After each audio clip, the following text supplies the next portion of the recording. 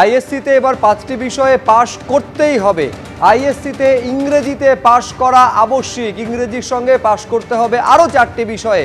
অর্থাৎ এতদিন ধরে যে নিয়ম ছিল সেই নিয়মে এবার বদল আনতে চলেছে কাউন্সিল। আরও বিস্তারিত কৃষ্ণেন্দু অধিকারী আমাদের প্রতিনিধি এই নিয়ে বলতে পারবেন। কৃষ্ণেন্দু, দেখো, যেটা আজকে স্কুলে যে বিজ্ঞপ্তি পাঠিয়েছে কাউন্সিল, তাতে বলা হয়েছে যে আইএসসিতে অর্থাৎ ক্লাস 12-এ এতদিন 4টে বিষয় পাশ করতে হতো, তার মধ্যে ইংরেজি কম্পালসারি ছিল এবং তার সঙ্গে আরো 3টে বিষয় পাশ করতে হতো। কিন্তু এবার থেকে মোট 5টি বিষয় পাশ করতে হবে, অর্থাৎ ইংরেজি আবশ্যিকভাবে পাশ করতেই হবে এবং পাশে 4টে বিষয় পাশ করতে হবে। অর্থাৎ 4টের জায়গায় 5টা বিষয় এখন পাশ করাটা আবশ্যিক। 5 বা 6 যে কোনো বিষয় নিলেও 5টা বিষয় পাশ করাটা এখন আবশ্যিক। এবং 2027 সালের যে পরীক্ষা হবে সেই পরীক্ষা থেকে এই নতুন বিধি কার্যকর হবে, এমনটাই কাউন্সিলের তরফে সমস্ত স্কুলগুলোকে বিজ্ঞপ্তি দিয়ে জানানো হয়েছে। তুমি জানো যে সর্বভারতীয় প্রেক্ষাপটে সিবিএসসির ক্ষেত্রে ক্লাস 12-এর ক্ষেত্রে একই নিয়ম আছে, অর্থাৎ ইংরেজি এবং 4টে মোট 5টি বিষয় পাশ করতে হয়। সেক্ষেত্রে একটা কম বিষয়ে পাশ করার নিয়ম ছিল আইএসসির ক্ষেত্রে।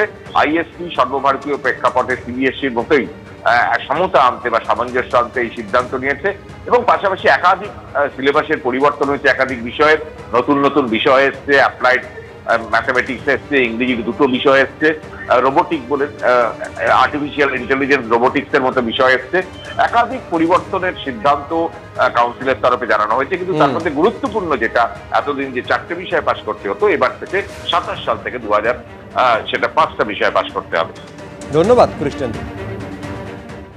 রাজ্য বাজেটে 4% ডিএ বাড়ানোর প্রস্তাব। চলতি বছরের 1 এপ্রিল থেকে এই নতুন হারে ডিএ কার্যকর হবে। আরও 4% ডিএ বাড়ানোর প্রস্তাব আজ রাজ্য বাজেটে পেশ করা হলো। এই রাজ্য সরকারি কর্মচারীরা বর্ধিত হারে ডিএ পেলে 14% থেকে বেড়ে 18% মূল বেতনে ডিএ তারা পেতে চলেছেন। এরই পাশাপাশি আরও বেশ কিছু ঘোষণা রাজ্য বাজেটে করা হয়েছে। নদী ভাঙন রোধে 200 কোটি টাকা বরাদ্দের কথা ঘোষণা করা হয়েছে। ঘাটাল মাস্টার প্ল্যানে 500 কোটি টাকা বরাদ্দের প্রস্তাব রাখা হয়েছে আজকে রাজ্য বাজেটে। এই রাজ্য বাজেটে নদী বন্ধন নামে এক নতুন প্রকল্পের ঘোষণা করা হয়েছে, যেখানে 200 কোটি টাকা বরাদ্দের কথা বলা হয়েছে। নদী এবং জলাভূমির মধ্যে সংযোগ স্থাপনের জন্যই এই নদী বন্ধন প্রকল্প। এরই পাশাপাশি পথশ্রী প্রকল্প, যে পথশ্রী প্রকল্পের কথা গত বাজেটে ঘোষণা করা হয়েছিল, সেই প্রকল্পে এবারে রাজ্য বাজেটে 1,500 কোটি টাকা বরাদ্দের কথা বলা হয়েছে। আশা কর্মী এবং অঙ্গনবাড়ি কর্মীদের জন্য মোবাইল ফোন দিতে 200 কোটি টাকা বরাদ্দের ঘোষণা আজকে রাজ্য বাজেটে করা হয়েছে।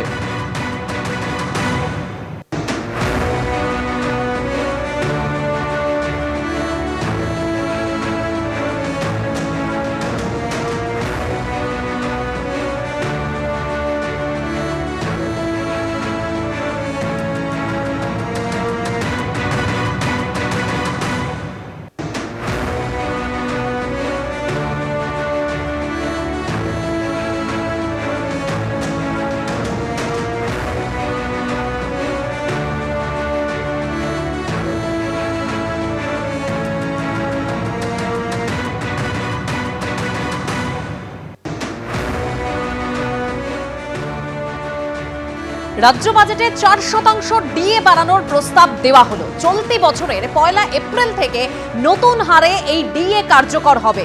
অন্যদিকে আরও 4% ডিএ, অর্থাৎ এখন রাজ্য সরকারি কর্মীদের ডিএ হলো 18%, কেন্দ্রের ডিএ হচ্ছে 53%, ফারাকটা থেকে গেল হলো 35%। আমরা 125% পর্যন্ত ডিএ দিয়েছিলাম বামফ্রন্ট সরকার চলে যাওয়ার পর। তারপরে আমরা মার্চ করে দিয়েছি এখন নতুন, এটা 5th পে কমিশন অনুযায়ী, বেসিক পেটা 6th পে কমিশনের রেকমেন্ডেশন অনুযায়ী, অর্থাৎ সেন্ট্রালে যেটা পায় এটা কিন্তু আরো বেশি পায়। তার কারণ হচ্ছে পে কমিশন প্লাস ডিএ দুটো পায়।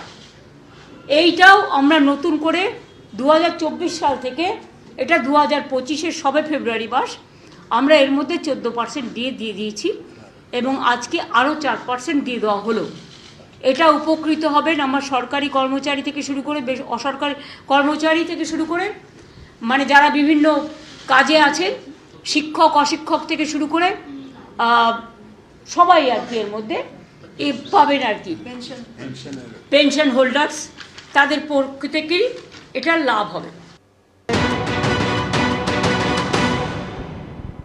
দেয়া হচ্ছে শুনলাম এপ্রিল মাস থেকে, আমাদের এটা পাওয়ার কথা জানুয়ারি মাস থেকে, এবং সেই টাকা কেন্দ্রীয় সরকার দিয়ে দিয়েছে রাজ্য সরকারকে। সরকারি কর্মচারীদের পুরো টাকা ডিএ বাবদ পেয়েছে এবং 60% বোর্ড কর্পোরেশন পঞ্চায়েতের টাকা পেয়ে গেছেন।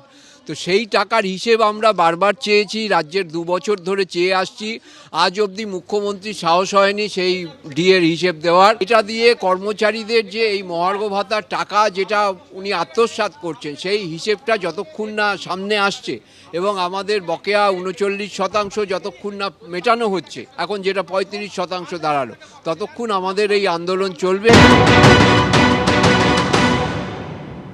রাজ্য সরকার তো ডিএ দেবে না, মুখ্যমন্ত্রী বলে দিয়েছেন ডিএ দেওয়া যাবে না।